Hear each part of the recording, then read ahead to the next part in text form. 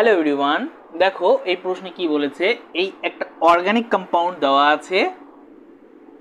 এই অর্গানিক কম্পাউন্ডটির বা যৌগটির C2 এবং C3 কার্বনের সংকরায়ন অবস্থা কি হবে সেটা বের করতে বলেছে। C2 মানে হচ্ছে 1 2, এটা C3 মানে হচ্ছে এটা, তাই তো?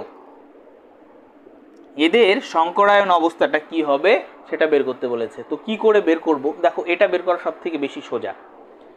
ইনঅর্গানিকগুলো যখন বের করব তখন আমি বলেছিলাম যে কি করে, ওই যে H=½ অফ দিয়ে হাইব্রিডাইজেশন নাম্বার বের করে, তারপর হাইব্রিডাইজেশন বের করে লোন পেয়ার বন্ড পেয়ার বের করে ইনঅর্গানিকগুলোর করব। কিন্তু এইটা অর্গানিকটা খুবই সোজা।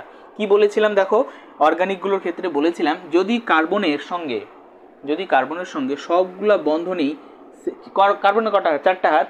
4টা হাতের মধ্যে মানে কার্বনের যে 4টা হাত তার মধ্যে কোথাও যদি ডবল বন্ড না থাকে, বোঝা গেল, সবগুলো যদি সিঙ্গেল বন্ড থাকে কার্বনের, তখন সেই কার্বনটা হয় sp3। ক্লিয়ার? যদি কার্বনের সঙ্গে একটাও ডাবল বন্ড থাকে, তখন সেটা হয়ে যাবে sp2।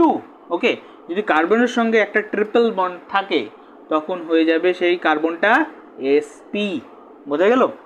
এরকম ভাবে যদি জানা না থাকে অবশ্যই এটা কিন্তু খাতায় লিখে নাও। ওকে, এবার দেখো কি বলেছে।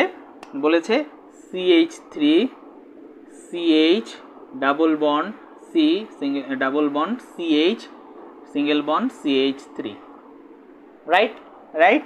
ওকে, তাহলে পরে এবার দেখো এটাকে যদি আমি খুলে লিখি তাহলে কিরকম ভাবে লেখা যায়? এরকম ভাবে না,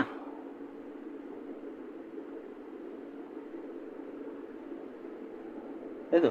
1 2 3 4 5, 1 2 3 4 5।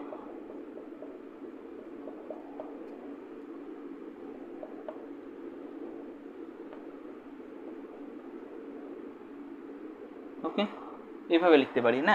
এবার দেখো এই কার্বনটা কি, সবগুলো দেখো সিঙ্গেল বন্ড, 4টা হাতেই সিঙ্গেল, তাই এটা কি হয়ে যাবে sp3। এটার মধ্যে যদি দেখো এটা দুটো সিঙ্গেল বন্ড, কিন্তু এই বন্ডটা কি ডাবল হলে পরে কি হয়ে যাবে sp2। এটার মধ্যে চিন্তা করো, এইখানে কিন্তু ডাবল, এইখানেও ডাবল। আর একটা বলতে ভুলে গেছি, যদি কার্বনের সঙ্গে দুটোই ডাবল বন্ড থাকে, মানে 4টা হাতের মধ্যে দুটোই ডাবল থাকে, তখনও সেটা কিন্তু হয় sp। ওকে, sp, ঠিক আছে? তো যেহেতু এটার ক্ষেত্রে দেখো দুই পাশে দুটো ডাবল আছে, তাই এটা হয়ে যাবে কিন্তু sp। ক্লিয়ার, মাথায় রাখতে হবে ভালো করে। এটা দেখো, তাহলে এটা কি সিঙ্গেল বন্ড, কিন্তু এখানে কি আছে ডাবল বন্ড, তাই না? তাহলে ডাবল বন্ড হয়ে যাওয়ার কারণে এটা কি হয়ে যাবে sp2, আর এটা সবগুলো সিঙ্গেল বন্ড, তাই sp3। ওকে, তো এবার আমাদের প্রশ্নে বলেছে কোন C2 এবং C3টা। তাহলে এটা যদি 1 বলি C1, এটা C2 3 4 5, তাই তো? তাহলে আমাদের প্রশ্নে ইন্ডিকেট করা হচ্ছে C2 এবং C3 মানে হচ্ছে এটা এবং এই কার্বনটা, তাহলে মানে এটা এবং এটা, তাই তো? That mean sp2 R sp। C2 হচ্ছে গিয়ে আমাদের sp2 এবং C3 হচ্ছে গিয়ে sp। তাহলে সঠিক উত্তরটা কোনটা হবে? এটা ডি নাম্বারটা, sp2 এবং sp। ওকে, এইভাবে কিন্তু অর্গানিকগুলোর অ্যান্সার আমরা করব। তোমরা যদি এইটুকুনো জাস্ট মনে রাখো, অর্গানিক যা দেখ না কেন, যেরকমই দেখ না কেন, ঘুরিয়ে ফিরে যাই দেখ না কেন, আমরা কিন্তু অ্যান্সার করে ফেলতে পারবো কার্বন ঘটিত যেগুলো থাকবে।